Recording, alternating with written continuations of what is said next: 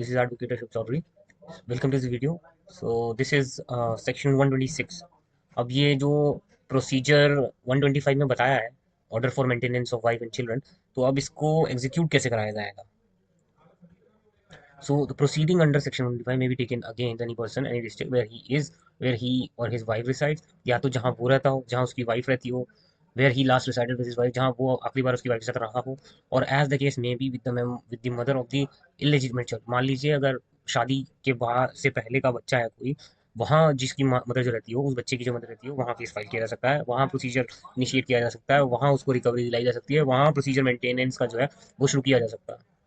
इसका सबसेक्शन 2 है, all the evidence in such proceeding shall be taken in the presence of the person against whom an order for the payment of maintenance is proposed to be made, or when his personal attendance is dispensed within presence of his pleader. या तो उसका वकील आ गया हो या वो खुद हो, लेकिन उनमें से किसी एक का होना जरूरी है.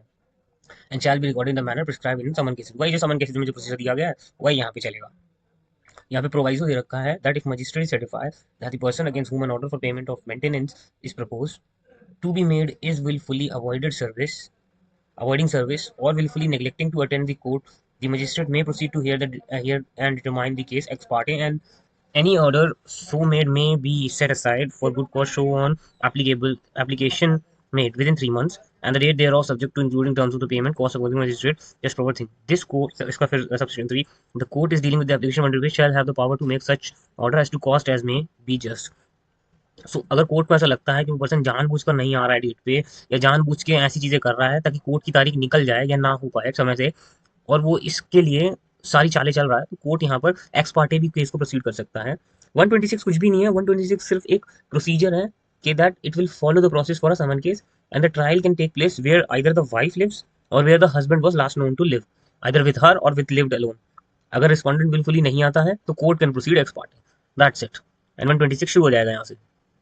Then section 127, on proof of change in circumstances of any person receiving under section 125 a monthly allowance for the maintenance or interim maintenance, or order under the same section to pay a monthly allowance for the maintenance, interim maintenance to his wife, child, father, mother, or as case may be, magistrate may such alter he as he think fit allowance maintenance or such interim maintenance. अब मान लीजिए पता चल जाता है, circumstances ऐसे आ जाते हैं, ऐसी पर्सन के बारे में इन्फॉर्मेशन मिल जाती है 125 में, जिसमें मंथली अलाउंस और मेंटेनेंस जो है वो इंटरम मेंटेनेंस के ऑर्डर हो जाते हैं.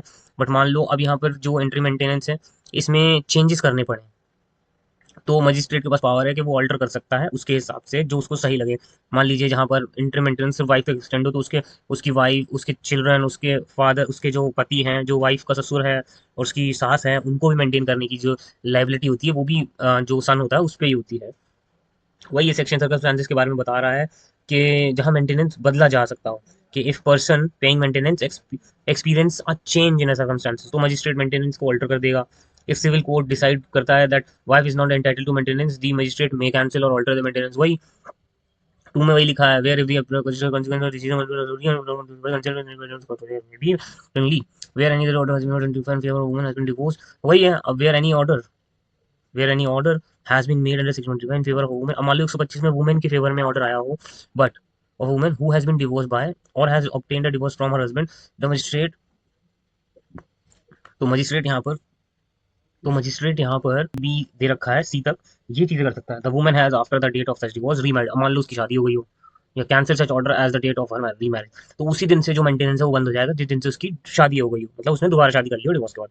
फिर उसके बाद बी है, the woman has been divorce by her husband and that she has received whether before or after the date of the said order the whole of the sum which under any customary or personal law applicable to the parties was payable on the such divorce case such orders. For example, in case where the sum was paid before such order from the date of which the order was made. मान लो उस order से पहले किसी ने अगर maintenance का पूरा पैसा दे दिया हो तब क्या.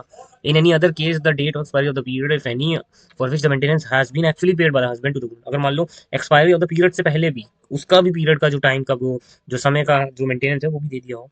सी the woman has obtained a divorce from her husband that and she had voluntarily surrendered rights to maintenance and maintenance एस एमवी after her divorce cancel the order. तो ऑब्वियसली मान लो अगर वुमन सामने से ही मना कर दे कि भाई मुझे नहीं चाहिए मेंटेनेंस, वो अपना ध्यान रख सकती है, या मान लो शी इज केपेबल, वो मना कर दे, तो उसी टाइम खत्म हो जाएगा वो जो ऑर्डर है। The time of making any decree or recovery of any maintenance dowry by a person on whom mentally allowed maintenance interim maintenance on any person order period under section 125 shall court shall take into account some of which has been paid to recover or such as monthly maintenance। अब मान लो किसी के खिलाफ recovery करवा रहा हो court, तो वो ध्यान में रखेगा जो 125 में उसने पैसा पहले ही दे चुका है, उसको कैलकुलेट करते हुए ध्यान में रखेगा। वही अगर वाइफ यही तो सेक्शन 27 जो है 127 ये वही बता रहा है ऑल्टरेशन क्या हो सकते हैं अलाउंसेस में। वाइफ रीमैरी कर ले या इस तरह की चीजें हो जाए तब क्या होगा, जैसे कि अगर वाइफ रीमैरी कर लेती है या रिसीव कर ले वो लमसम आफ्टर डिवोर्स, देन जो मेंटेनेंस के जो ऐसा है या उसको ऑल्टर कर दिया जाएगा या उसको खत्म कर दिया जाएगा। दैट्स इट, 127 यही है। Then 128 maintenance enforcement of order of maintenance.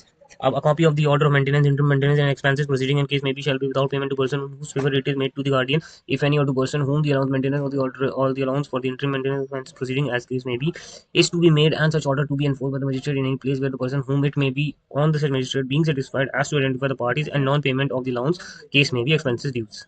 कुछ समझ में नहीं आया, right? So I explain this. तो 128 में सिर्फ सिंपल सी बात ये कह रहे हैं, ये सेक्शन इसमें भी वही बताया जा रहा है कि मेंटेनेंस ऑर्डर जो है that can be enforce by the court. अगर मेंटेनेंस नहीं दिया जाता है तब जो डिफॉल्टर होता है he can face up to 1 month of imprisonment for each breach of the order. The court can proceed ex parte in such cases. That's it. So ये 128 तक है। नेक्स्ट वीडियो में हम इसके बाद के सेक्शन देखेंगे। Thank you.